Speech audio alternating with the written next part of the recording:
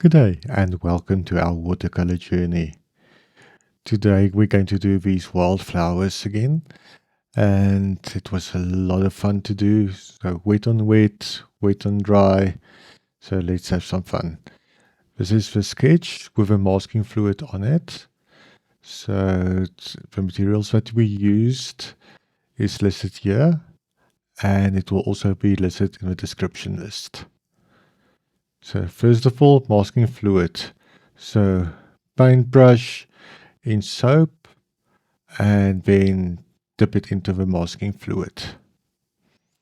And then I'm just going to quickly mark out a few white areas, which I will paint later on. It's always easier when you mask out certain areas before you do a big background wash. So take your time and make sure that when you're done, that you dry it completely. So this is only basic shapes at the moment, because I will change it a little bit as I go along.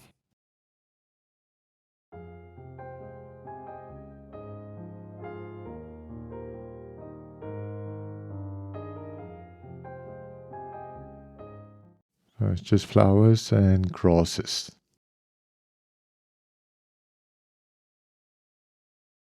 And remember, when you're done with your masking fluid, go and rinse your brush immediately. Otherwise, it can still get stuck, all that masking fluid, and then your brush can be ruined.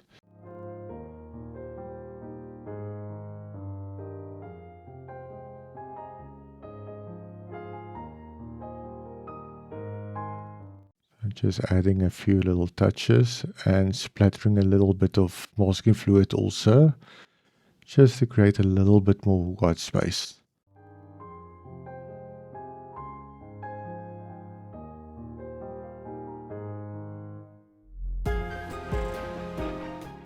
So I think that's it for the masking fluid. So as I said, let your painting dry. So now it's dry. Now we can wet our paper.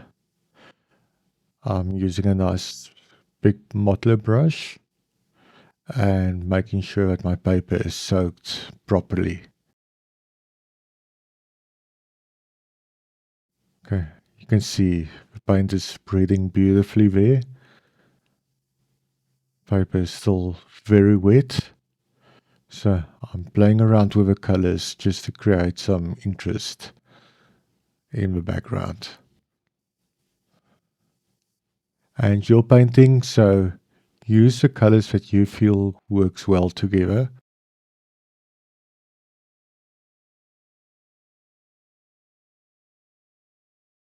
Yellow ochre, always a beautiful combination to add to your painting. And also Winsor Violet or Dioxazine Violet, a must-have for my palette.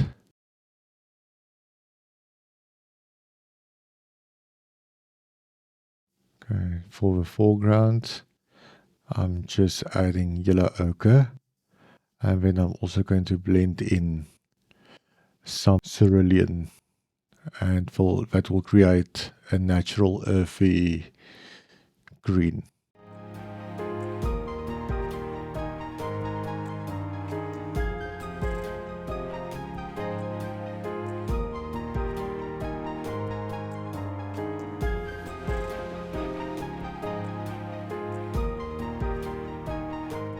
Create interest with those marks of yours. You can see the masking fluid is really standing out beautifully against the background. So I think that's it for now. So let your painting dry again.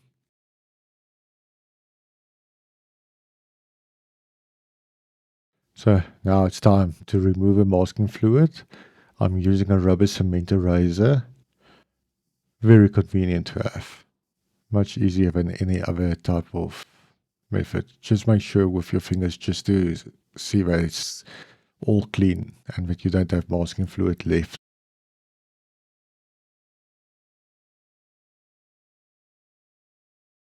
As you can see, the colors diffuse quite a bit because the paper was still so wet. If you want a darker background, then you will have to use thicker paints. Okay, so first of all, do the grasses, the initial layer.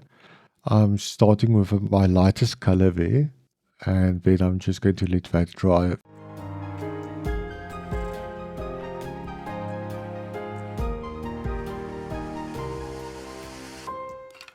Then I'm starting with my flowers. And here I'm also going to use wetter and darker colors. And then I'm also going to bring in some variation within the color itself. So I'm not going too fast on this part, so that you can see what I'm doing. And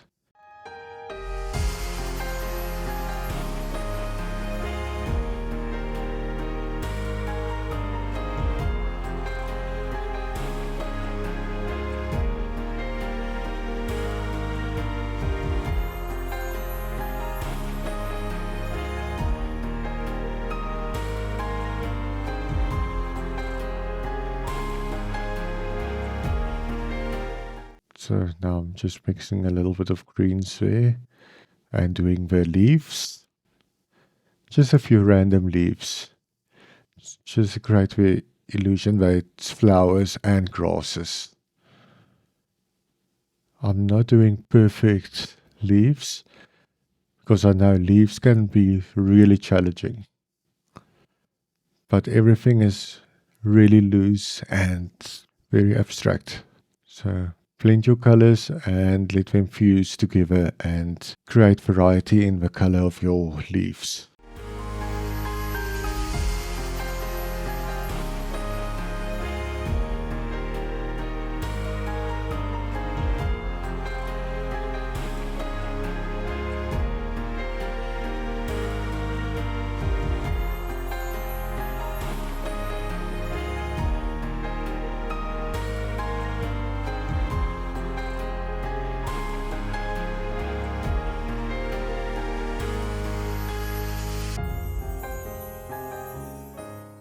I'm using Winsor & Newton professional paper, and it's one of the most fabulous papers in my opinion. I mostly work on 100% cotton paper because you can just get results that you do not get with the cellulose paper.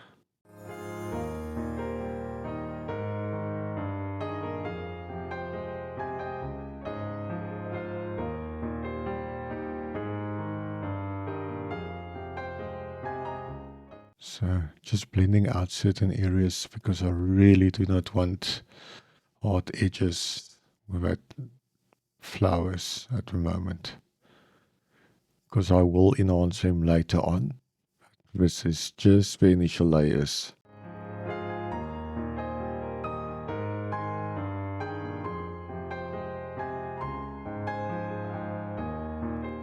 If you work wet on wet, then your paint will spread. If you work wet on dry, the colors will stay put in the area that you use it.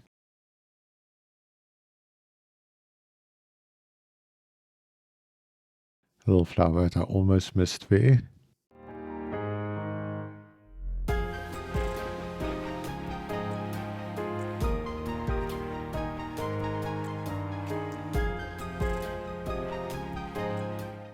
The yellow ochre is also a nice color to have for the middle of your flower.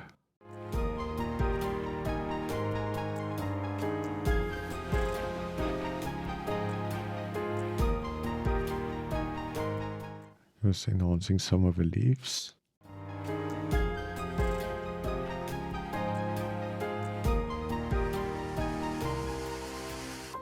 So I think that's it. So let your painting dry. So the painting is dry again. So now I'm going in with my second layer on the grasses, and now I'm using the sepia. So I'm just going to build them as I go along. So all of them sepia the next color. Then I will enhance them later on with a neutral tint. So just a process of taking your time, building each layer.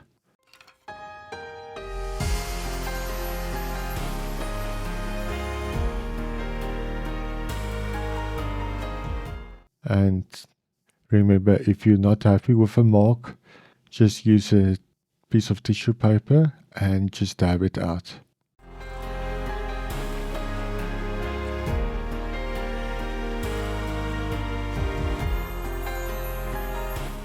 Now I'm just starting with some of the stems.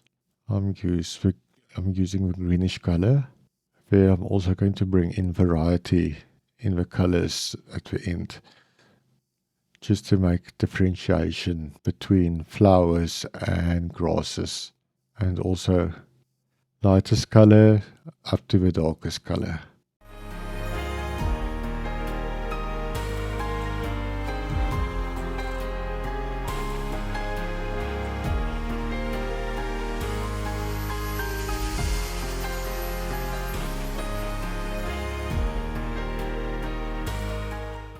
So I really wanted to create the idea of flowing grasses and flowers, that there's a breeze coming through.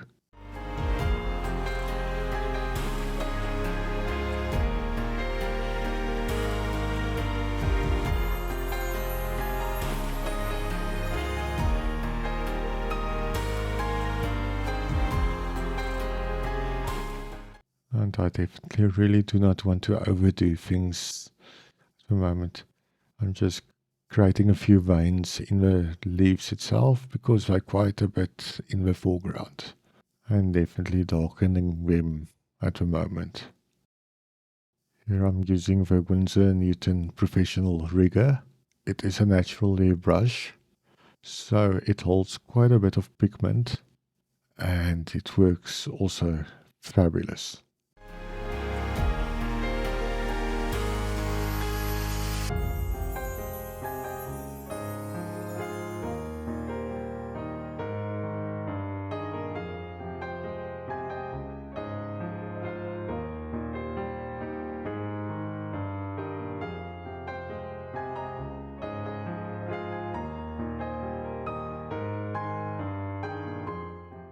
If I have to say, there's 3 brushes that's some elf brush brands that's my favorite. It is definitely the Winsor Newton. Next of all, the Rosemary and Co. And then also Escoda. I just don't think that you can go wrong with those brands. Okay, and almost forgot the Silver Black Velvet, also amazing brushes.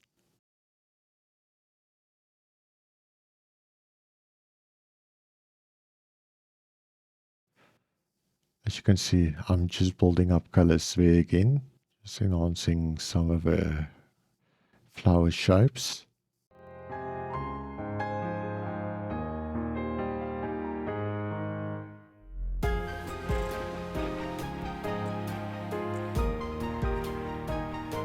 Remember, you don't have to do exact flowers the way that they look in nature, because sometimes you can just improvise with a color and shape. And sometimes your audience will sometimes just see, this is this type of flower, or that is that type of flower, and it's not always intentional. But I think one of the things that's important is just to observe nature and see what you see in your area. Because it's amazing what you just remember from walking around and really observing.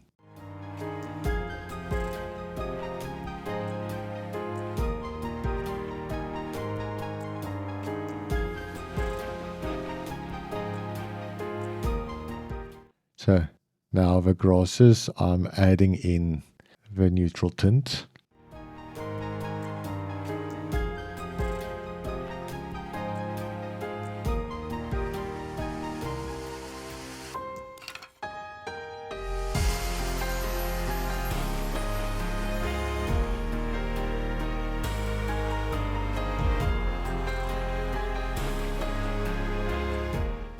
And remember, sometimes it's not necessary to follow your sketch exactly the way it is.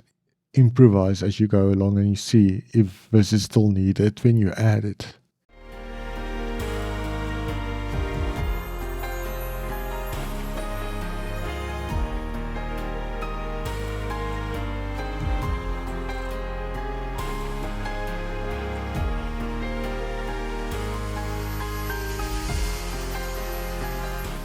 I'm just splattering in a little bit of purple there again.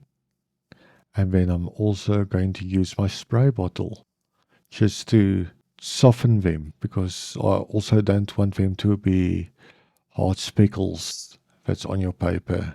And that also creates another interesting layer to your painting.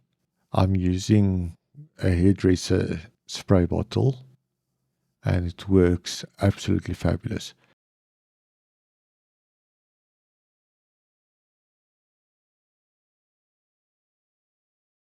Just doing a little bit of dry brushing at the bottom, just to give the painting a little bit more volume. And there I'm playing around also with the different colors, because it really also makes your painting look fuller and gives it some texture.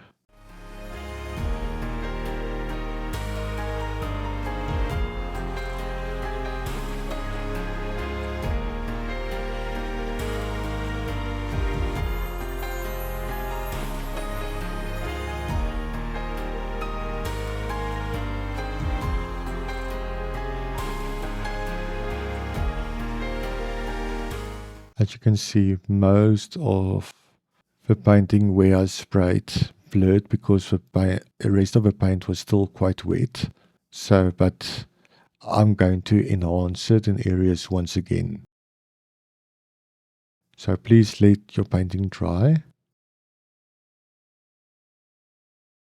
And there we go. And you can see, especially on those grasses, that they softened quite a bit. So I'm going to give it more stark lines so they can stand out even more. Watercolor is definitely, once again, I said, a process of building and layering, unless you work with the alla prima method, where you go in straight with your color and mix the color beforehand and then just go with it.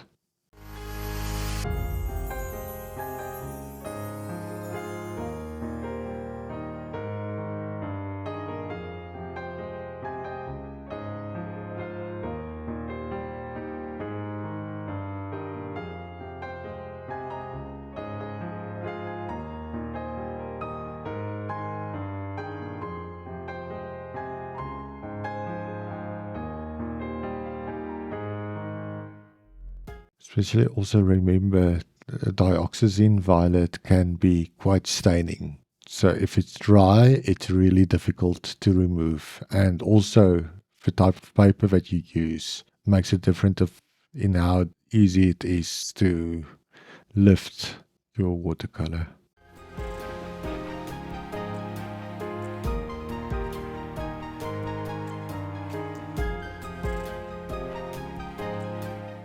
Just enhancing some of those stems.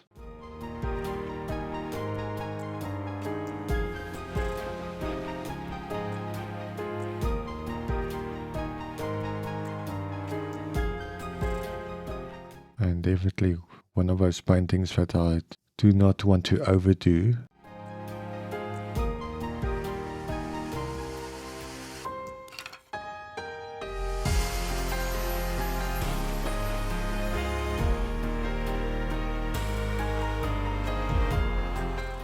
So shaping some of the flowers where I'm not quite happy with the shape, and also enhancing the colors.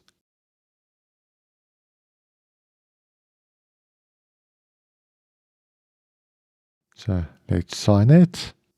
I think that's it for now. And this is our final painting. So please like, subscribe, and comment for me. And then I'll see you next time. Thank you for watching.